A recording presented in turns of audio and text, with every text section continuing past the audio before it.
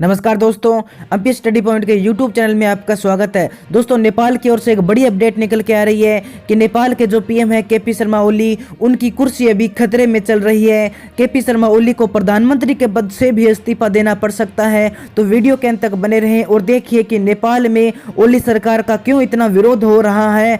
और अगर केपी शर्मा ओली प्रधानमंत्री के पद से इस्तीफा दे देते हैं तो भारत और नेपाल की बॉर्डर खोलने पर भी इसका बहुत ही बड़ा असर पड़ेगा। तो चलिए शुरू करते हैं आज का वीडियो।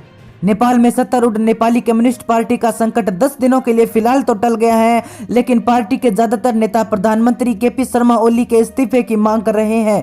बुधवार को हुई मीटिंग में ओली से कहा गया कि वे विरोधी नेताओं की मांग पर 10 दिन के तय वक्त में जवाब दें।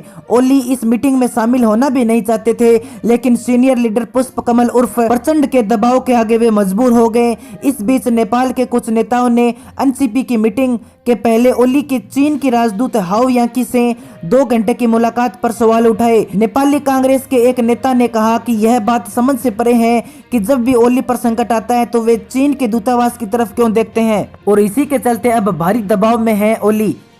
बुधवार को ओली के तमाम विरोधी नेता पीएम के ऑफिशियल रेजिडेंस बालूकोट पहुंचे। इस मीटिंग में कुल 9 नेता शामिल थे, जिसमें से 6 ओली के इस्तीफे की मांग कर रहे थे, जबकि 3 उनके पक्ष में हैं। बंद कमरे में हुई मीटिंग के बाद पार्टी प्रवक्ता नारायण काजी श्रेष्ठ ने कहा, तमाम बातों पर गंभीरता से विचार किया गया है, कुछ चीजें सामने आई है और इन पर बातचीत की जरूरत है। अगली मीटिंग 28 नवंबर को होगी। हम उम्मीद करते हैं कि कोई ऐसा हल जरूर निकलेगा जो सबको मंजूर होगा। इससे ज्यादा अभी कुछ भी नहीं कहा जा सकता। और चलिए अब देखते हैं कि विरोधियों की क्या मांग है और वो ओली सरकार से क्या चाहते हैं। दहल की अगुवाई वाले विरोधी खेमे ने ओली को 19 पेज का प्रस्ताव भेजा है। इसमें सरकार के कामकाज और पार्टी विरोधी नेताओं पर सवाल उठाए गए हैं। हालांकि अब तक यह साफ नहीं हो सका कि प्रस्ताव में सीधे तौर पर ओली को इस्तीफे के लिए कोई समय सीमा दी गई है या नहीं।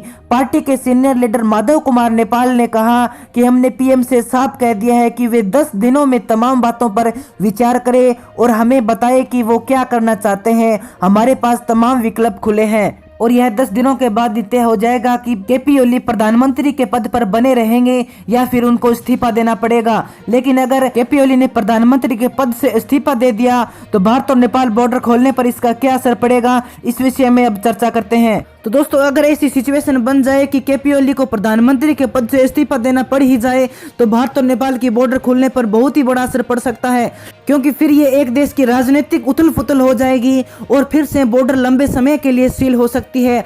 क्योंकि बॉर्डर खोलने जैसे इंटरनेशनल फैसले होते हैं वो पीएम या फिर कुछ बड़े लोगों द्वारा लिए जाते हैं, और जब पीएम की कुर्सी पर ही खतरा मंडराने लगे तो आप समझ सकते हो कि दूसरे निर्णय लेना बहुत ही मुश्किल हो जाता है। तो दोस्तों, फिलहाल तो केपी ओली को 10 दिनों का समय दिया गया है। देखते हैं, अगर 10 दिनों के अंदर सब कुछ सही रहा तो बात अलग है, नहीं तो फिर बॉर्डर खोलने के लिए हमें काफी इंतजार करना पड़ सकता है। तो दोस्तों, आज की वीडियो में इतना ही। मिलते हैं अगली वीडियो में एक नई अपडेट के साथ। तब तक आप चैनल को सब्सक्राइब करके बेल नोटिफिकेशन ऑन कर लें ताकि आने वाली प्रत्येक वीडियो की अपडेट आप तक पहुंच के सबसे पहले।